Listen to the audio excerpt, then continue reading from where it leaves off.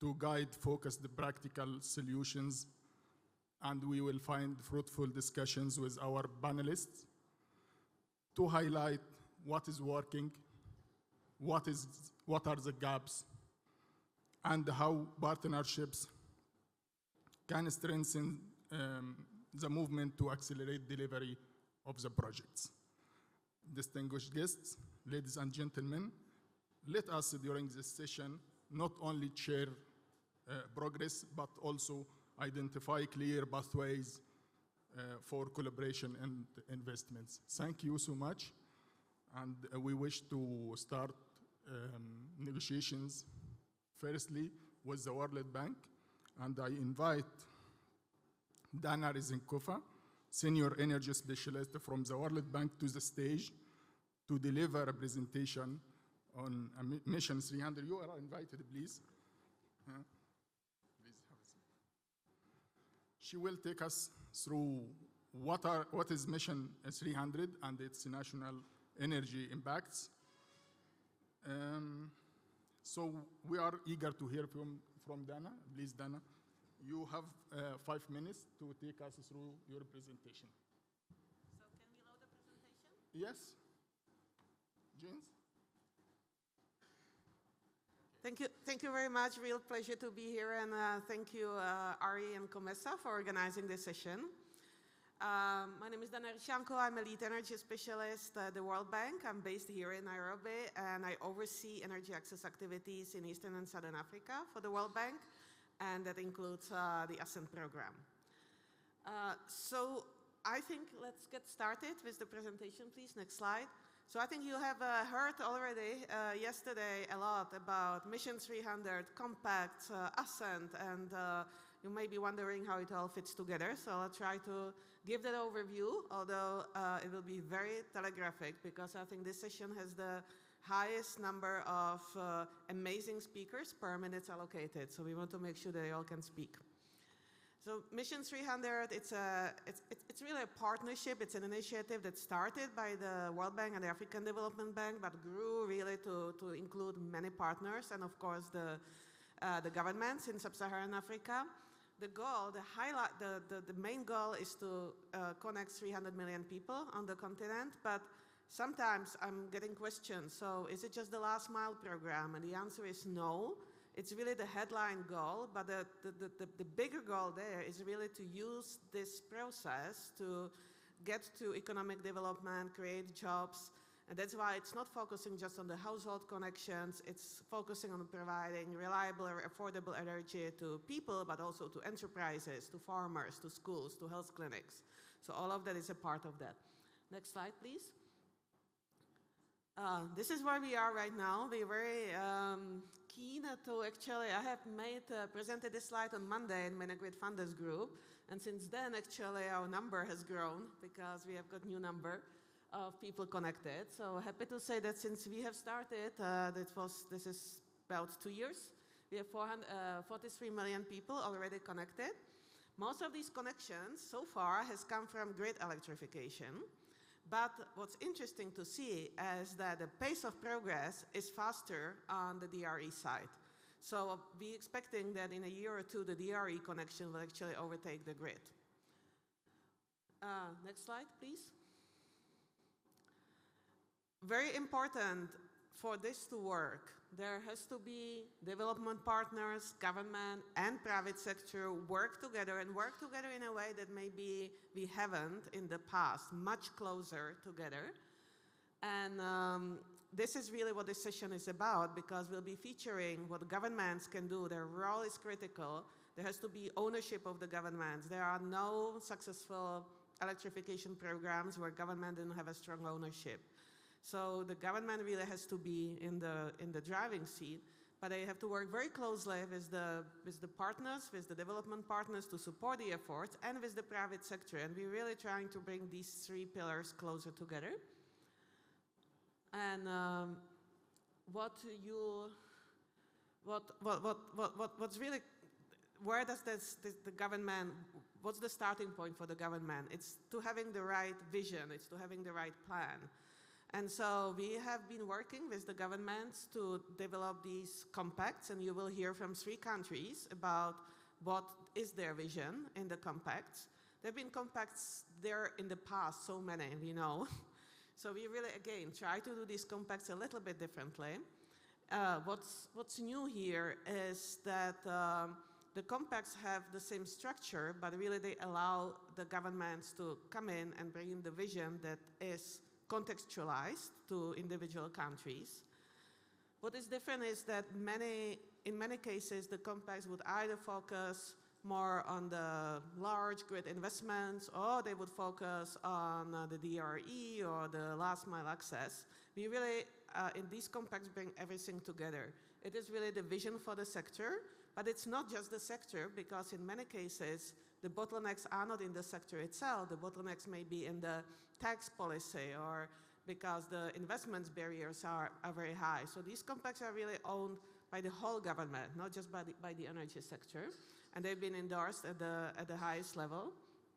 And for what's relevant to DRE, as you see, is there is the whole pillar that is dedicated to DRE. And the governments basically put in not only their ambition and how much money they need, but especially the actions that they will do, the commitments that they have to the reforms, to the policy, regulatory actions that can really help this sector to grow.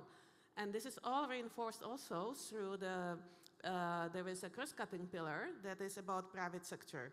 So how to bring in more private sector, where are those barriers that need to be lifted, whether it is for large-scale generation, whether it is to enable private sector in transmission, or it is in the decentralized renewables and clean cooking. So next slide, please. The other important thing is that once these compacts are in place, they're not just the planning mechanism, they're also an accountability mechanism. And so each country are establishing this compact delivery and monitoring units to really make sure that it's also cross-sectoral actions really do happen. And then also on our side, we have a monitoring mechanism to see whether not just the actions are happening, but what's the impact of those actions. And you see the emerging ones here, because, for example, Kenya Compact had some actions about making licensing for mini-grids easier, and we see that a mini-grid license has been issued. In Madagascar, one of the actions was to launch clean cooking program with the private sector, and that has happened. In Zambia, we have seen that the electrification targets they have put in the compact have been achieved. So monitoring that the actions in the compact happens, but also that there is an impact from those actions. Next slide, please. So we, from the World Bank, we're supporting these compacts both through policy dialogue, through technical assistance, but also actually the investments. And I should say World Bank Group, not just the World Bank, because Mission 300, on the Mission 300, we all work together with our colleagues from IFC and MIGA as well, so that we can bring, the World Bank brings funding to the governments, and the IFC and MIGA can support private sector, and we, again, doing it in a more coordinated way. There are a large number of the projects, actually, that fall on the Mission 300. Apparently, there are 150, so that's a large number. But within those, we have some flagship and some programmatic approaches. One of them is ASCEND. Next slide. So ASCEND, it's a scale-up program, energy access scale-up program in Eastern and Southern Africa, with the goal, again, to connect electricity for 100 million people, but also sub-goals that are related to electrification of healthcare and schools, productive use of energy, and clean cooking. So all of this is integrated. And SMAP has 3 pillars. One is the grid electrification, one is distributed renewable energy and clean cooking, and one is the enabling environment technical assistance that is supporting both. Next slide, please. The ASCEND works through country operations and regional operations. You have heard quite a bit about COMESA's role in ASCEND. COMESA is our partner that is coordinating ASCEND overall and providing technical assistance both to the governments and to the private sector. But then each country also can have their own ascent operation, and we will be hearing from the countries here, basically from Zambia. In Zambia, already we have ascent operation that is approved and is basically launching right now. Madagascar, we're just waiting for the approval from our board, and we will have ascent Madagascar, and Kenya is following slightly after. We also have Mozambique. I forgot to highlight that because we have a partner talking about Mozambique here.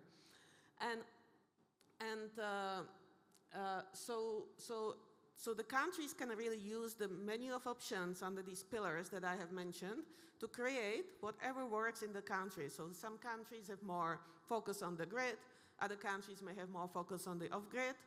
Mostly it's both. There is a grid electrification part of ascent, country ascent operation, and there is also distributed renewable energy. Next slide. And this is all supported through regional operations that really are helping the countries to move faster. So COMESA platform is one, providing coordination, knowledge exchange. We organize Ascent Week every week where everyone brings together and countries can learn from one another. What's working in one country, what doesn't work elsewhere, providing technical assistance to the government, and we just launched the project preparation facility for the private sector as well. We have, you have also heard here yesterday from Trade and Development Bank, which is our partner for channeling financing. So debt financing, equity financing, where we're working together with IFC to capitalize Zafiri facility for equity that you have heard about. And also results-based financing where there are gaps in the country operations to fill in those gaps. And we're very, very happy because just a few weeks ago we have got approval from Green Climate Fund for these regional facilities for 250 million concessional financing that we can really scale up this. And that allows us to launch the third regional facility that we're working on right now, which will be focusing on de-risking in two areas mostly.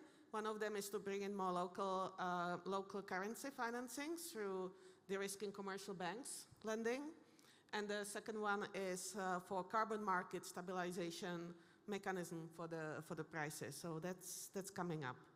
So with that, I think I have passed probably my time. And I'm really looking forward to the panelists that will show how this then in the countries, right, come together in terms of the governments committing and working on the actions to strengthen the environment, and then the private sector that can come in and deliver. Thank you.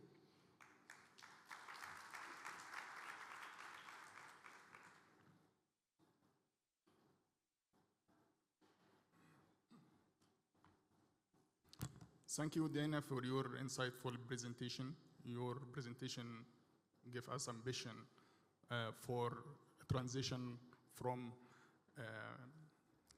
to implementation stage. We aim for continued support from the World Bank Group to the countries in their transformation to renewable energy and distributed energy generation and the clean cooking. Now, I invite our dear panelists to the stage.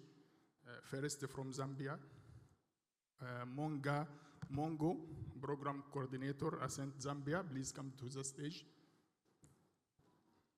And also from Zambia, Brian Kelly, CEO and founder, Anzana Electric Group, please come. And from Madagascar, Virginia Dalia, the Director of Support, Rural Electrification, Ministry of Energy and Hydrocarbons. And Camille Andre, please come to the stage. Camille Andre is CEO and the co-founder of ANCA, and Humphrey Werko, Managing Director, Cross-Boundary Access. And now Kenya is the hosting country. Jacqueline Rono is a member of Secretariat, Compact, Delivery and Monetary Unit in Kenya. And Joyce Kibb Joyscape is CEO and the co-founder of Green Innovation Venture Enterprises Limited. And from Mozambique, Javier Ayala, please come to the stage, energy sector leader at SNV.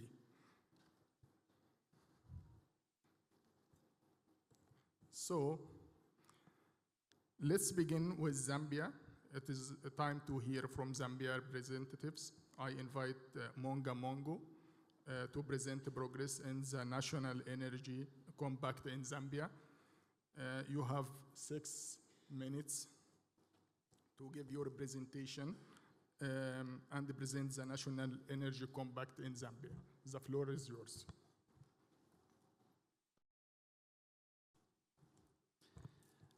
Good morning, everyone. I'm pleased to give a highlight of our Energy Compact and the progress this far. Okay. So the Energy Compact for Zambia came in at the right time when we had an energy crisis. The vision there is very clear, aligned with our Vision 2030 to deliver universal access to reliable and sustainable energy to all by 2030, while also supporting economic growth in the country as we strive going towards a mid-income nation by 2030. The Energy Compact, like others, is on the 5 pillars. The first pillar there is the generation infrastructure, with a focus of increasing our generation capacity to 10 megawatts, to 10,000 megawatts by 2030, with strong emphasis, of course, on diversifying in the renewable energy sector, upgrading our transmission and distribution network. Secondly, we seek to position ourselves as a regional power trading hub, thus by working on our interconnectors and also our participation in the regional power pool. The third pillar is accelerating last mile access. We sit in a country where our access is at 34% as of 2023.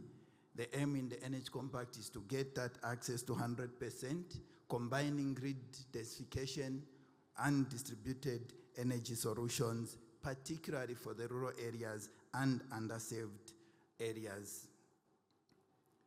The fourth pillar is to mobilize financing. The financing for our Energy Compact is around close to $12 billion, of which $9.5 billion is expected to come from the private sector. And as a country, we do this and support this investment by providing policy, regulation, and financing reforms to support and incentivize the private sector to bring in this financing. And finally, to strengthen the financial and operation viabilities of the utilities so that these utilities are able to provide the required long-term sustainable sector growth.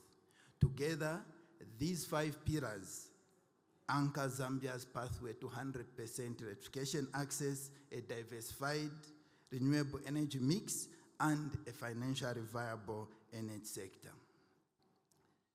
The following is what has been achieved in the first year of implementation against the 3 key targets. So there are 3 key targets. One is under increasing access. Secondary is increasing clean cooking. And thirdly is increasing the share of renewable energy access. You can see there at end of 2025, we saw an increase in our number of on-grid connections to somewhere 71,000. And already 2026 looks that we are getting advancement due to the various initiatives that are already underway, including last mile connection subsidies. For off-grid access, by the end of 2025, more than 122,000 connections had been achieved, largely from solar home systems and mini-grid programs from various programs, including the Beyond Grid Financing, ARE, World Bank funded projects, and other government programs. The clean cooking saw an increase from the 9% to from 15% at end of 2025 as we move towards our target of 40% by 2030. Renewable energy capacity saw a commissioning of 276 megawatts by the end of 2025, largely coming from private, public, rooftop, and net metering projects that were commissioned around the country. Finally, under mobilizing resources, at end of 2025, we had made significant progress with around $1.7 billion having been mobilized from private sector and various programs, including the NEET and ASCENT programs, where together with a commitment from government and the World Bank sitting at above $790 million committed to last mile access. Let me quickly highlight how some of this progress has translated into tangible projects on the ground. Let me just focus on distributed renewable energy. So far, we have 66 operational mini-grids as at the end of 2025, with 87 already under implementation. And notably, you can see there that the private sector is already taking a lead with 118 mini-grids that are in the pipeline there. On the grid, we are running a last mile subsidy program targeting to achieve more than 100,000 connections in 2026 alone. In addition, under the grid transmission projects, various investments, as you saw on the last slide, on interconnectors like the Zambia-Tanzania and other interconnectors, including Zambia-Mozambique, are already underway and expected to start running very soon. Excuse me. You have 1 minute to conclude, because we have to restrict the time lines so as to finalize the session at a certain time. Thank you. Thank you very much. Just one more slide to go. So in terms of to support all this, a lot of reforms have been put in place as submitted in the Energy Compact. One of them is updating our Rysankova master plan. It was launched this month, targeting more than 70% connections to be delivered by distributed renewable energy, with more than 1.4 million to be provided by solar home systems. Also key to note is that Zambia has made advancement in implementing its open access reforms, including the net metering reforms, as you saw us already having numbers close to 20 megawatts being achieved from net metering. In conclusion, the opportunities. If you get to an Energy Compact, you see that that is the structure of the investment. 90% of that investment is to come from the private sector. Government, on its own, together with cooperating partners, has used financing to ensure that Zambia has ensured that we use the public resources to ensure that they are reforms that will make it possible for the private sector to be able to participate and bring that financing. Finally, under the ASCENT program, we look forward to launching an RBF, a result-based financing that is looking to pull in more than $19 million from the private sector for the distribution of solar home systems, up to numbers of 120,000, and also more than 160 solar mini-grids to connect more than 38,000 people by 2030. In conclusion, the Energy Compact for Zambia is not just a policy statement. It is a platform for investment that is active, and we invite the private sector, cooperating partners to join us on this transformative journey, because we are moving towards achieving universal access, and together, indeed, as indicated in our compact, this can be achieved. Thank you.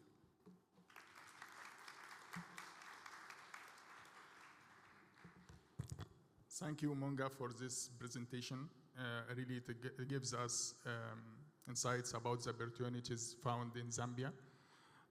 And now the floor is for Brian to take us through a presentation around the real project examples in Zambia. Brian, the floor is yours. You will take 6 minutes. Try to control the time. So, please. Good. Well, thank you. And hopefully we can demonstrate the efficiency of private sector. I'll do my best to do 5 minutes. But I do need, yeah, there we go. Good morning, everyone. My name is Brian Kelly. I'm the founder and CEO of a company called Anzana Electric Group. I'm based here in Kenya, but we have lots of activities in Zambia, which I'm happy to share about today. First, just about our company a little bit. We are developers, investors, operators of hydropower and distribution networks.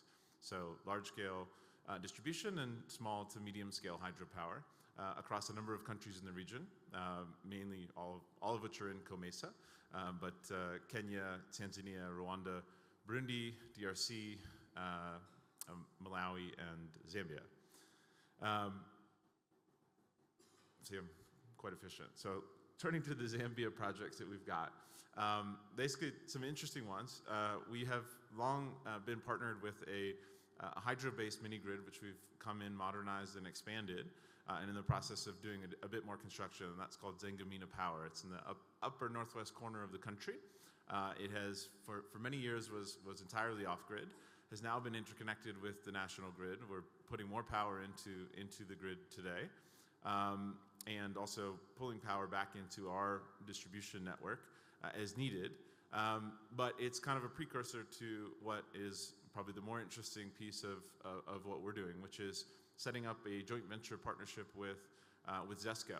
And this is for large-scale electrification, grid expansion across the Libido corridor. So the Libido corridor, which many of you may have heard of, is a new strategic economic corridor stretching from Zambian and DRC Copperbelt regions all the way to the Angolan port of Libido, and designed to be a transformative sort of economic corridor, and also around a rail and potential greenfield rail in Zambia,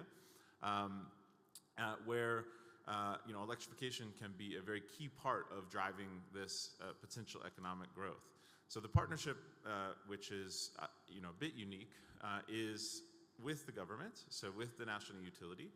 As you've seen from the recent presentation, there's a lot to do in Zambia, both on the generation side, on the transmission side, and even on the densification.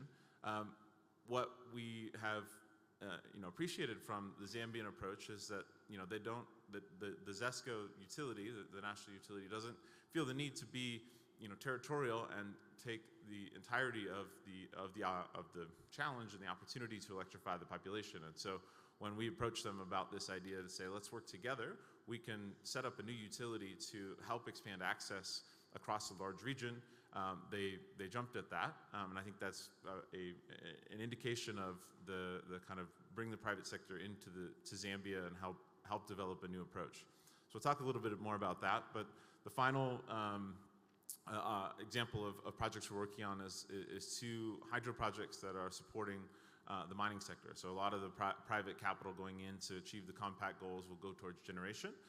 We've had a great experience working with the Zambian government in developing all the key documentation around these 2 hydro projects. They are in the northern part of the country, which is counter-cyclical to the hydros in the south that have been subject to droughts over the last couple of years. So you have generation from hydro in different parts of the country at different times, and you can get some advantage from all of the rains that do come, but are delayed in coming to the large southern hydropower plants. Okay, so to give an example of what we're trying to achieve in the northwestern province with this Libido corridor electrification, this is a kind of remapping of the sector. So historically, ZESCO had been the sort of monopoly in generation, transmission, and distribution. That was opened up, and there are examples of private sector distribution, private sector transmission, even through Copperbelt Energy, and also private sector generation. But there hasn't been a large-scale private sector distribution opportunity until now, where really building out the grid and operating it through a kind of private sector model, but with government ownership of assets, which is a kind of a critical component here that enables blended capital to come into the structure and enables sort of government public-sourced capital to come into the structure and make the power affordable. So what we're proposing, or what we're working on, is building embedded generation sources and then selling power into the transmission network, blended power from all these sources, so IPPs, the Southern Africa Power Pool, ZESCO's existing generation, and then our own, selling into the ZESCO grid, and then purchasing power from the ZESCO grid and building out a new distribution network that allows for expanding grid access to about 2 million new Zambian or unelectrified Zambian people, including residential, commercial, and industrial customers. All right, I don't know where I am on time, but 1 minute. All right, so this is my last slide as well. You know, this model of working with government, so traditionally you have private sector, you know, developing generation and public sector developing distribution, and then of course there's the off-grid space, which has, you know, been a mix of public and private. We feel that there's a very strong model for combining public and private capital to focus on distribution expansion. There aren't that many examples of this in Africa, but we are starting with Burundi, working on a very large-scale public-private partnership that does just that, brings in public capital that can be able to reduce the end-user tariff, and then private capital to enable a bit more transparency, accountability, and then hopefully driving speed of connections. So that's a $1 billion investment that will drive access to more than 1 million new customers and 7 million people in Burundi. Construction starts next month, so it's an exciting time for us there. And then similarly, working on a slightly different model in DRC, working with the provincial governments to try and rehabilitate some of the existing hydropower and bring that back to cities and then expand from there. So that's what we're doing at Anzana. We encourage everyone to consider Zambia as an investment destination. And we've had a great experience so far, and definitely open for the $9.5 billion that are needed to achieve the compact goals. Thank you.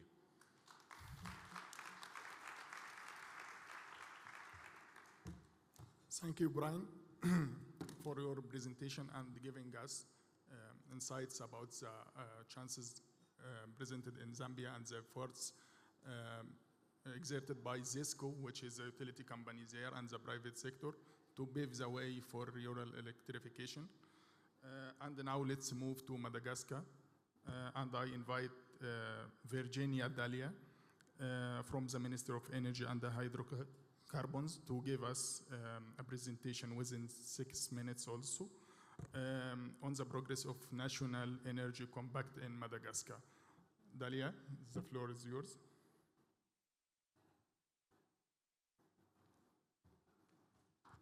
Merci beaucoup.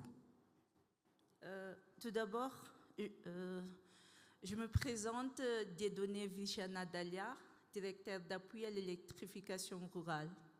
Je vous remercie pour cette opportunité qui m'est offerte de vous présenter le compact national pour l'énergie de Madagascar. Excuse me. The presentation will be conducted in English, and everyone is invited, if he not familiar with the French, to use interpretation equipment. Thank you. Thank you, Dalia. But the slide is in English. I think slides in English, but the speech in French. Read in the slide. Excuse me. I can continue. Yeah, sure. Okay, can pass in the next slide. Next slide, please. OK. Commençons par les objectifs. Madagascar s'est engagé dans un compact national pour l'énergie. Notre cible d'ici 2030 est claire, atteindre 80% d'accès à l'électricité contre seulement 36% en 2022. Cela représente 3,5 millions de nouveaux raccordements. Nous visons également 1000 MW de capacité de production, dont 85% ici de l'énergie renouvelable. Enfin, nous voulons porter l'accès à la cuisson propre de 50% contre 14% actuellement. Ce compact est soutenu par la Banque mondiale, la BAD et Sea for All. Notre CDMI est mis en place et opérationnel. Next slide, please. Là, je vous montre les résultats concrets par rapport depuis jusqu'à aujourd'hui. En 3 ans, nous avons augmenté notre capacité renouvelable installée de 75%. Nous sommes passés de 120 à 210 mégas. Nous avons doublé le nombre de mini-réseaux opérationnels de 12 à 24 et nous avons multiplié par 3,5 nos partenaires publics-privés de 2 à 7 accords conclus. Le taux d'accès à l'électricité est passé de 36 à 42%. On voit ici que nous avons réduit en 25% le coût de production dans les zones déconnectées grâce au passage de fûts lourds au solaire avec batterie. Pour accélérer ces résultats, 10 actions de réforme prioritaires sont en cours avec l'appui des ASTAP de la BAD et l'émission 300 fûts lourds. Next, s'il vous plaît. Venons aux projets concrets sur terrain. Notre dernier appel d'offres pour mini-réseau a identifié 42 sites, dont 18 lots ont été attribués à 15 entreprises préqualifiées, 7 entreprises locales.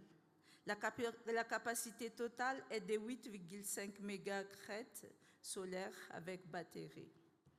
Les projets qui ont contribué à l'objectif de ces compacts, on a mis en œuvre le projet DECIM par la Banque mondiale, le projet Angouv par l'AFD, le projet Tango par la GIZ, Smart Cooking par OFID. Pour le détail, je laisse mes partenaires ANCA pour le détail des projets qu'ils ont. Maintenant, je conclure pour les opportunités qui s'offrent aux partenaires au secteur privé. 25 nouveaux mini-réseaux seront lancés en appel d'offres en 2025-2026. Une centrale solaire de 15 MW avec stockage est prévue dans le sud en 2026. Nous proposons aussi les contrats d'exploitation et de la maintenance sur le mini-réseau existant. Parce que notre contact est actif et soutenu parce que notre CDMI est opérationnel, parce que le modèle est prouvé, vous venez de voir un succès commercial concret et parce que notre pipeline est transparent, 25 nouveaux réseaux vont atteindre. Le message est clair, investir à Madagascar. Merci pour votre attention.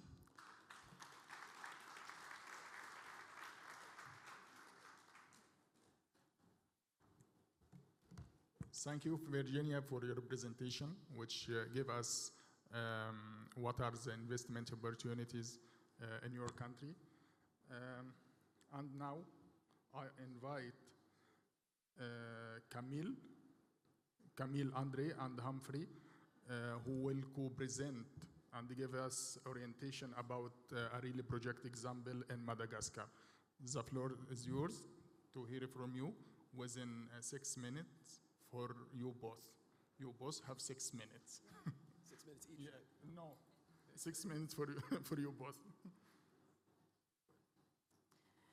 And the nominees are, no, I'm kidding. Yeah, the two of us, oh, actually don't see the screen. Is the two of us, actually I think it's a good idea because we are partners, so it's a good thing that we are presenting the two of us together. Yeah, but I'm actually too small to see the screen behind the podium. Okay, so we'll talk about this new partnership that Cross-Boundary and ANCA closed. Just about ANCA very quickly, so we are a decentralized renewable energy platform. meaning that we do energy access, mainly through mini-grids, but also through an integration of various solutions and technologies, including solar kits as energy as a service. We build nexuses between agriculture and energy. We have a specific model called AgriGrid. We pioneered e-cooking in Madagascar, and we are now going at scale. And obviously, we have a huge focus on POEs and value chains for the creation of added value, and integrating a bunch of other very important components, such as digitization, and obviously working also on health and education. So we are agnostic with regards to the customers we serve, but our purpose is to serve as many as possible and to deliver profitability along the way. We already have 3 megawatts in operation, already building another 3.5, and have already secured for short-term development another 8 megawatts. Quickly on the C&I part, which is another component in our activity. So we serve B2B companies, industries, commercial activities, NGOs. We have already worked on dozens of megawatts of capacity and have a plan for doubling that in the next years. And the last stream that I want to mention is advisory. So all of the expertise we have acquired through energy access and the C&I, we do provide as consulting and advisory services to a bunch of different customers and other private companies, the government, and so on, through different countries. So even though we are located in Madagascar at the moment, we did provide services to the countries that are listed here. And I hand it over to Humphrey. All right. Yep. Dive into the partnership. My name is Humphrey Rekul. I'm a managing director at Cross Boundary Access. I'll speak a bit about what Cross Boundary Access does. We are building a distributed utility in Africa using a blended project finance approach. And so for us, when we say blended project finance, that means that we see mini grids and energy access as a sector that still requires blending to attract commercial capital. So we've got commercial capital that we've raised from private equity, as well as blended finance we were able to get from DFIs and some corporate CSR as well. So our investors are Arch, Microsoft through their Climate Innovation Fund, Bank of America, and the Sustainable Energy Fund from Africa, SAFA, which is managed by the African Development Bank. And so through that, we've been able to build a capital stack of about $35 million focused purely on energy access in Africa. And we obviously have much bigger ambitions to raise more capital, deploy more capital as well. But for us, we think that this blended approach is necessary for the energy access sector as it grows on the continent. We have a Pan-African mandate based here in Kenya, and we have assets in Nigeria and ambition to scale across the continent. But right now what we have is 28,000 operating connections, bringing power to about 140,000 people. And I think that at the end of the day is the key metric to us of what drives success, is bringing power to people. We also, the big thing for us to understand is that we are a financier and owner of assets. We aren't a developer, and we're not an operator.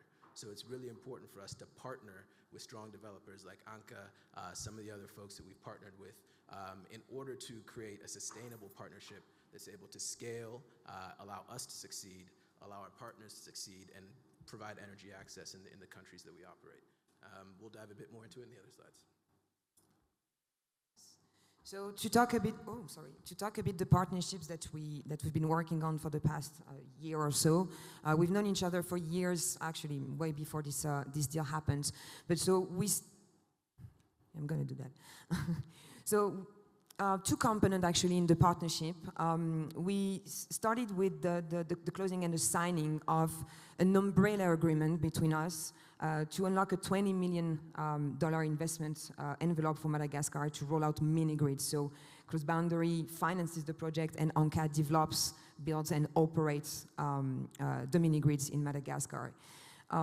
There was a second component that came along the way, and that was the acquisition by Cross Boundary of a majority of shares within our largest asset co in Madagascar, making a quite important, generating quite important milestone in the industry, creating a profitable exit for the early stage investors within the asset co. So what that means very clearly is that investors, early stage investors invested in our asset co to build mini grids, and after a few years of operation, cross-boundary bought out those shares from these early stage investors, allowing them to exit with liquidity, and then becoming cross-boundary becoming our co-shareholder within the asset co. So now Anka retaining minority shares, Anka and cross-boundary are co-shareholders, partners at an asset co level, and Anka is providing services to this asset co. We're talking here about 4 operational mini grids of roughly about 1.7 megawatt capacity, ranging from 200 kilo up to 600 kilowatts, so quite large mini grids.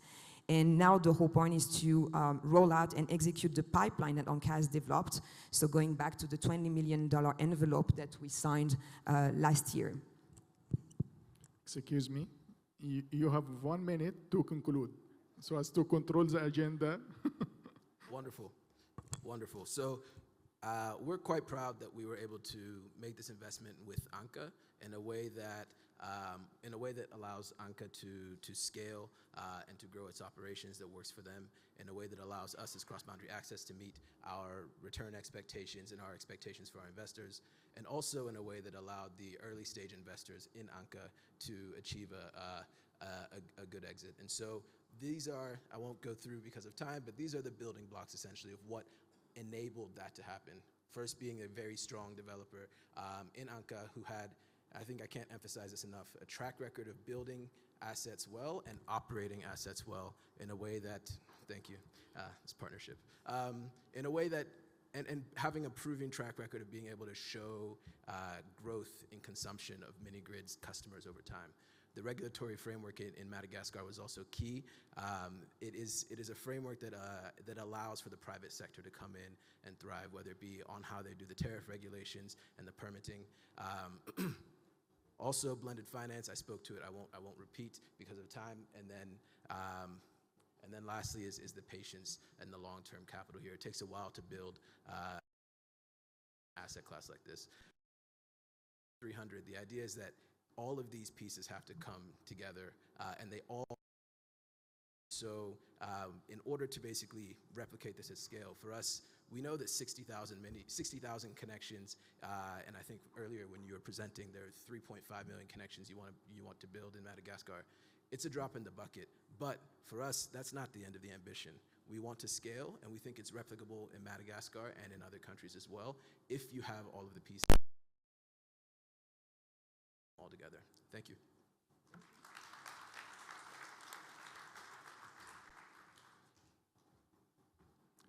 Thank you, Camille, Andre, and Humphrey for your presentation. It really put our hands on the importance of renewable energy platforms and paving the way toward this increasing energy access.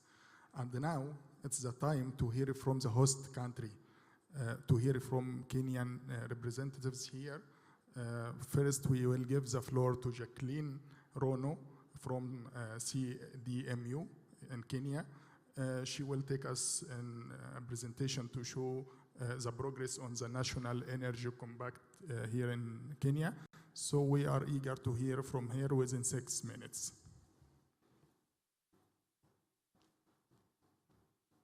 Thank you very much, and good morning, everyone, and as the host country. So just to keep time, Jen, if you can signal me when we've got 1 minute left.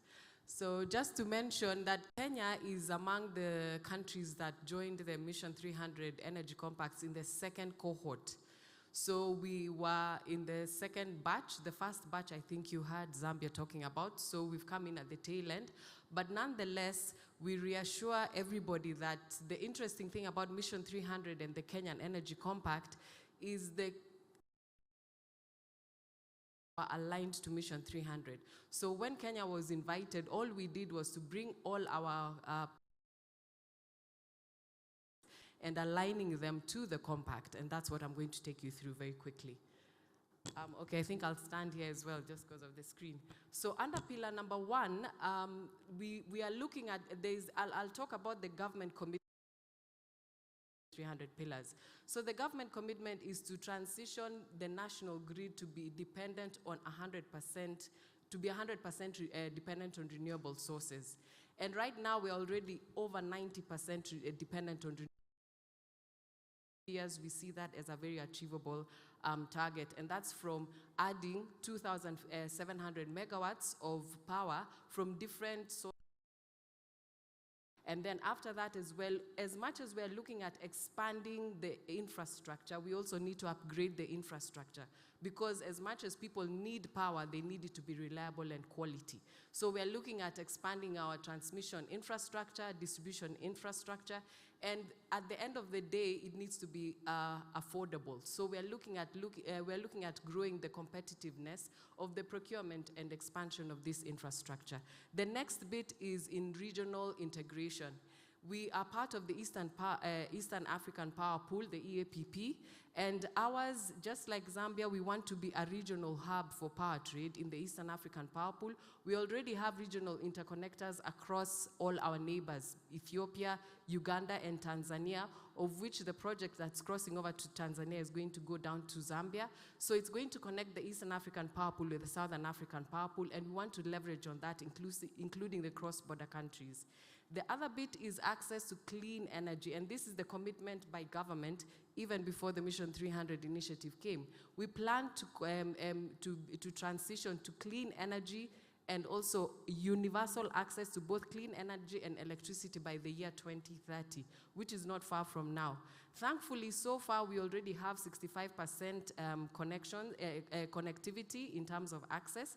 So we still have 5.1 million household connections to do, and most of it is in the off-grid areas. And then also we have a larger percentage, though, of clean energy to transition, which is 65% in the country. And we also want to grow the investment and utilization of productive use of energy, because that will also grow demand at the same time transition the country into clean uses of energy. The other bit in private sector, if there is any time government has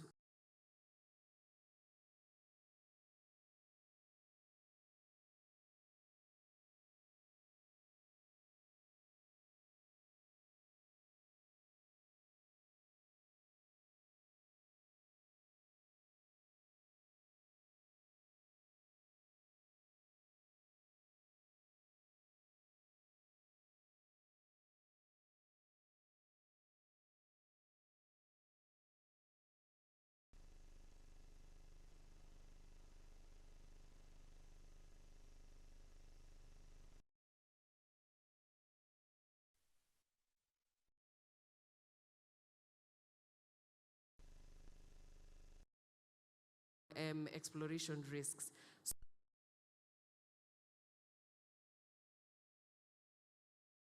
The country, but now we are enhancing that to also include gender mainstreaming and inclusivity, to focus on that, and to look at how the revenues can be diversified in these utilities, as well as looking at local solutions that can be insulated, because there's a lot of foreign and global shocks that can affect these utilities.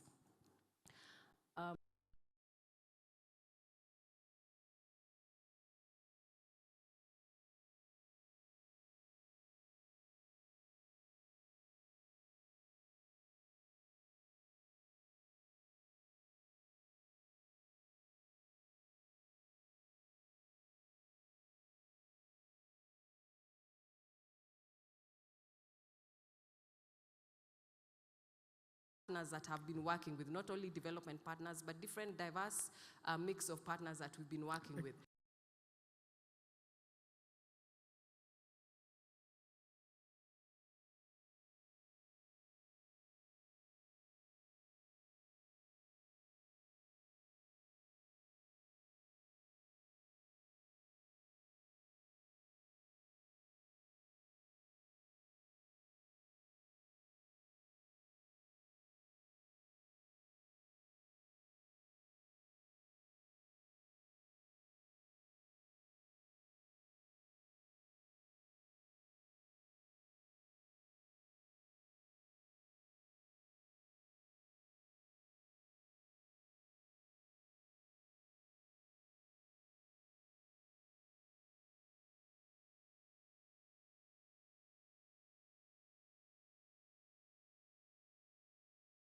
Activity was focused on the grid, which is what took the country from 30% to 75%.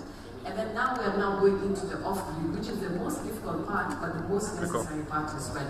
COSAP has been an ongoing program, and it's already at the second half of the tail end of development. And we are and there's also the electrification of public facilities, which has been driven a lot by our state entities and the private sector as well.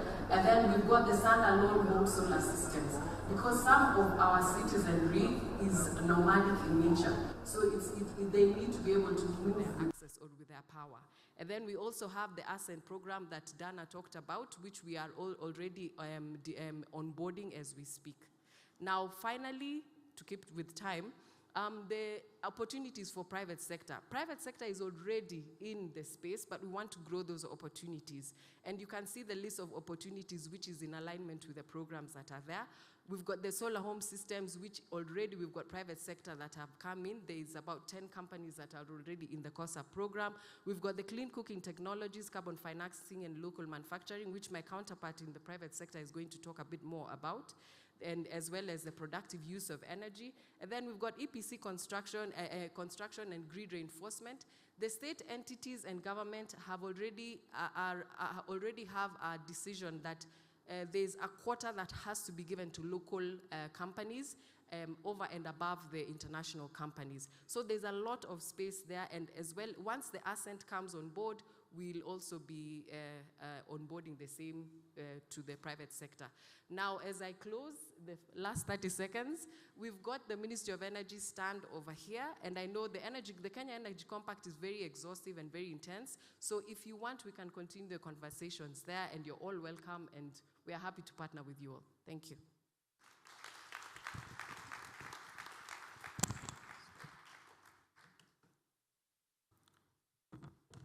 Thank you, Jacqueline, for your presentation. It was really very comprehensive, giving us idea about the milestones of Energy Compact in your country. And also you give alarm what is the importance of regional integration on increasing energy access. It is so important also, and the productive use of energy. We really appreciate your presentation. And now we invite Joyce. We invite Joyce Kipp, the CEO and the co-founder of Green Hydrogen Innovation Venture Enterprises Limited. So please take us to spot the light on a project example in Kenya. You have 6 minutes as your colleagues to take us through your presentation. The floor is yours. Okay, thank you. All right, good morning, everyone. My name is Joyce Kibe, not Kib. This is my team, part of my team, based in Nairobi, actually part of the engineering team. That photo was taken during some work, so not Sunday best, but at least you can see we are working. So we are based here in Nairobi. We have offices in Busia, we have offices in Malindi, we also have offices in Uganda and Madagascar. So those are the areas where we are present in. So I know Green Innovation Ventures Enterprises Limited is a mouthful, so we call it GIVE Limited, also known as PowerPay Africa. A lot of you know us as PowerPay Africa. So GIVE was started in 2017. We were focused a lot on energy access. So we have done quite a number of mini grids in different parts of Kenya, Western Kenya, in the coast, Kakuma refugee camp as well. We have also done energy as a service installations for SMEs. We have done solar home system, part of the COSAP, a team that did some work down at the coast in different other counties. So we started off as an energy access company, but pivoted in 2021, 2022, because we realized that energy is not an end, but a means to an end. And the equation of energy is incomplete without utilization. So we have to give people the access to be able to utilize this energy either for cooking or for productive uses. So that is our focus right now. And of course we pivoted because of other reasons, capital intensity. And so we are focused a lot on energy and technology. So we are purely an energy and technology firm.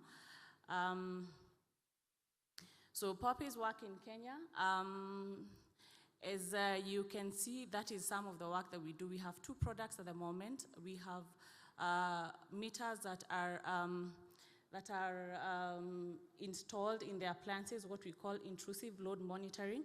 And then we have non-intrusive load monitoring.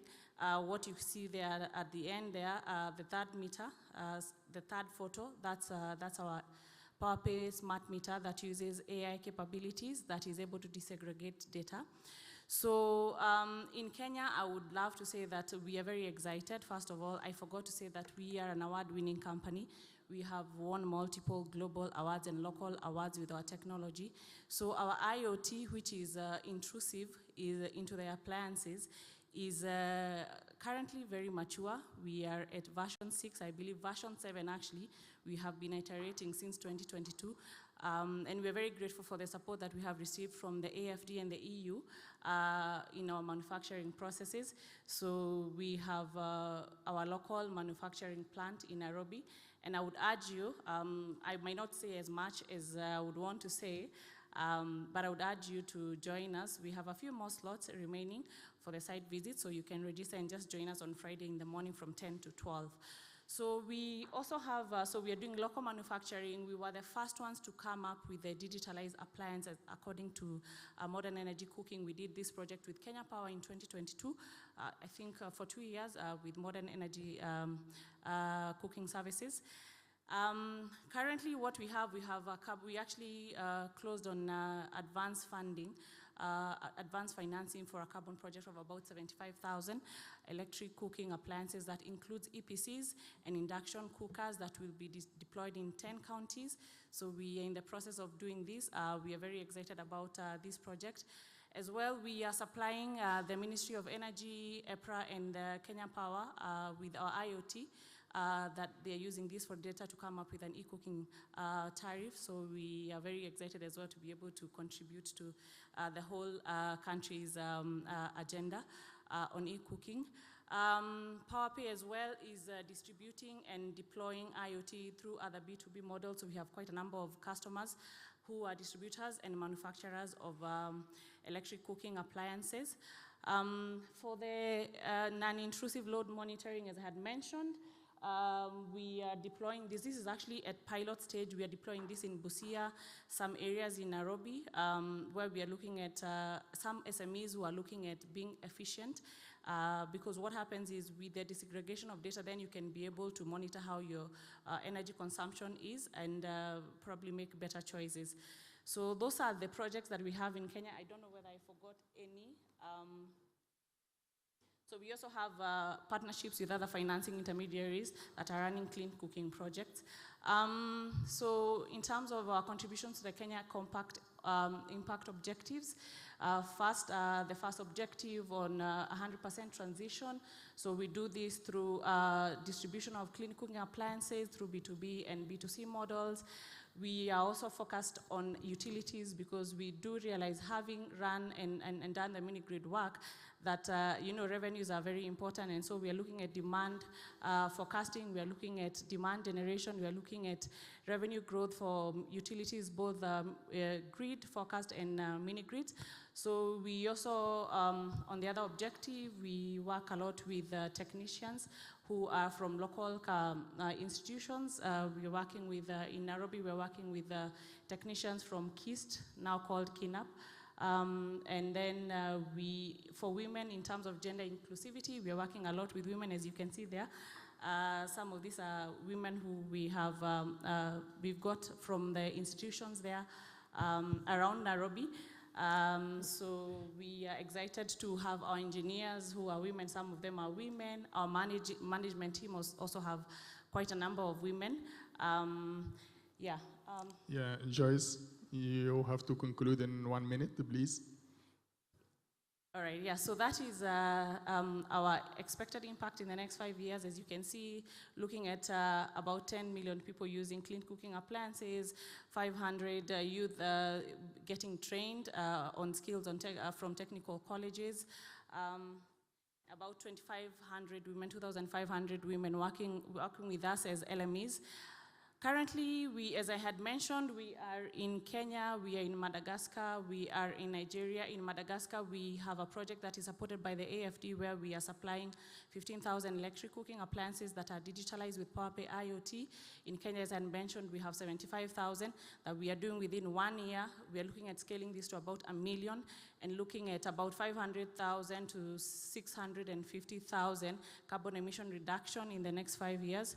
We're also looking at Uganda. We have a lot of interest in Uganda as well. We have a project there with a few other distributors there and looking at supplying the Ministry of Energy. We had a conversation with them last week. There's a couple of projects that are coming up as well. We have interest for our IoT from Nigeria, from Zimbabwe, from DRC Congo. We have interest from as far as India, where we have a partner there who is supplying about 40,000 appliances per month, and they're looking at using our IoT. The opportunities that we see as well is in the carbon market, where we are looking at about 425 billion global carbon market. So we are very excited to be carbon market compliant. And just to mention that our carbon project is already registered under the gold standard. You can check it out there, so we are very excited about that. And then looking at the appliance market, seeing that we have about 570 million people in Africa who have electricity, looking at serving them with appliances. Thank you very much.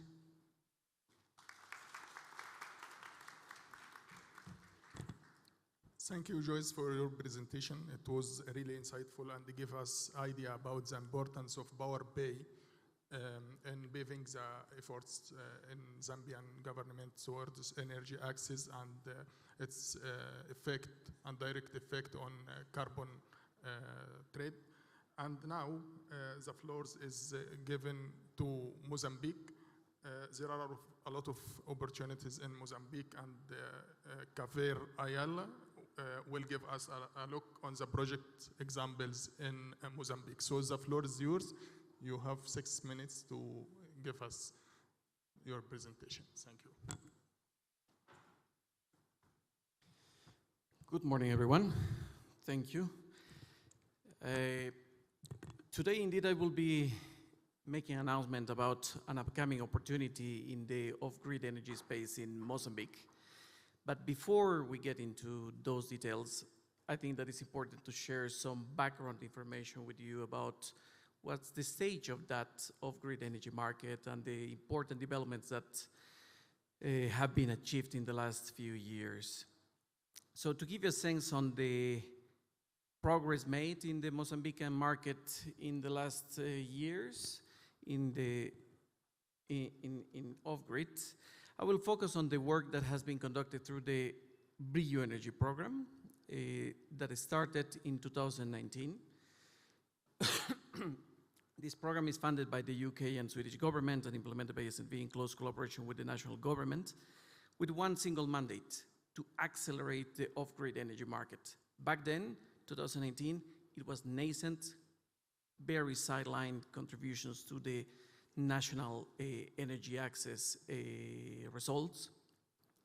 So we went and established a very thorough systemic transformation intervention, looking at the supply side, the demand side, and the enabling factors for this market to grow. So a number of instruments and activities were activated across different technologies, including green mini-grid, solar home systems, improved cooking solutions, and a diversity of productive use applications, technologies, including irrigation, cooling, processing in agriculture, and even EVs. So the first big achievement that was obtained was to move from an existing portfolio of only 4 companies to a total of 24 companies across all these technologies. That's an important development that attracted international and local companies into this sector, diversifying the capacities across the country in this market. But we also needed clear rules of the game, particularly for the investments and the initiatives around infrastructure projects like mini-grids.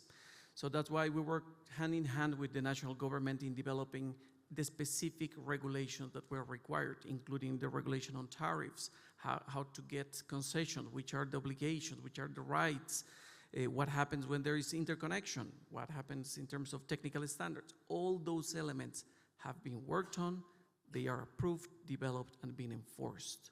Everything is now in place. In terms of specific results, we have already achieved 4.2 million people benefited with access to energy through these off-grid energy initiatives that the BRILHO program has been supporting since 2019. You can see the geographical expansion of all these technologies across the country. And very importantly, to see the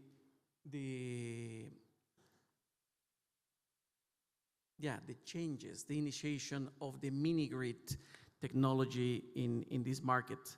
We have the first mini-grid since last year that is built and operational by ARE Power, the first mini-grid 100% private in Mozambique, adding to the existing 100 public-owned mini-grids in this market.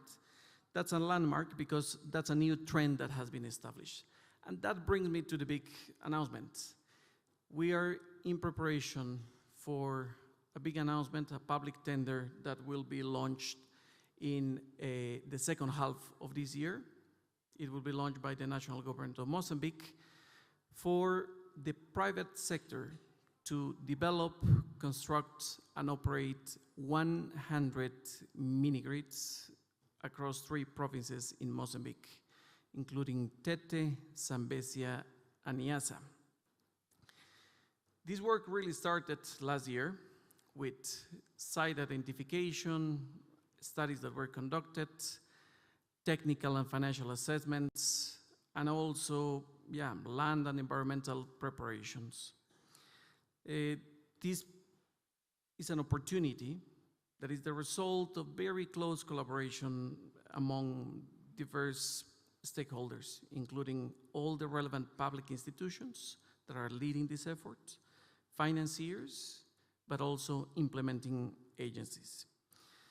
And we recognize the need also for close coordination and single steering across this effort. That's why we have established, under the leadership of the national government of Mozambique, the first country platform that allows us to give that direction, to give that consistency, make sure that needs and challenges are identified and addressed, and that there is alignment with national energy transition strategy, commitments like the Compact, and many other key strategic plans that they have defined in country. So this is a big opportunity that involves all these different stakeholders that are mentioned here, and we welcome collaborations with other financiers, other implementing actors, and definitely the private sector. This is a big effort that will require close coordination and collaboration, but we see that this is a great opportunity to really transform the mini-grid industry in Mozambique. So please stay tuned. The next step will be announced in June as part of the RENMOS event that will take place in Maputo, Mozambique on the 2nd week of June. And if you want to find out more during this week, please do reach out directly to me, my SNV colleagues, and also the NFL team that is attending this event. Thank you.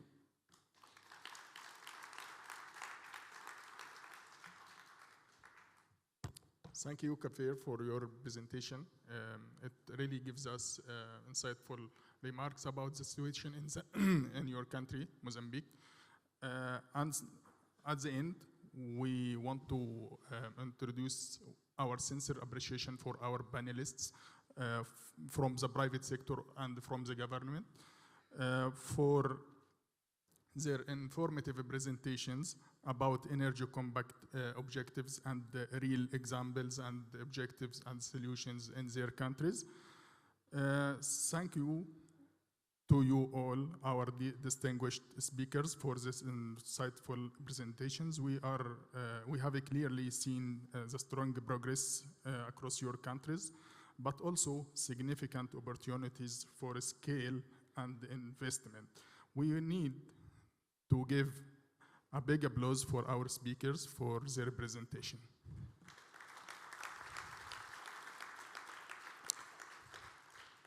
And as we conclude, we over-exceeded the time by 15 minutes, so our distinguished audience are invited to interact directly with our panelists during the coffee break. Thank you so much.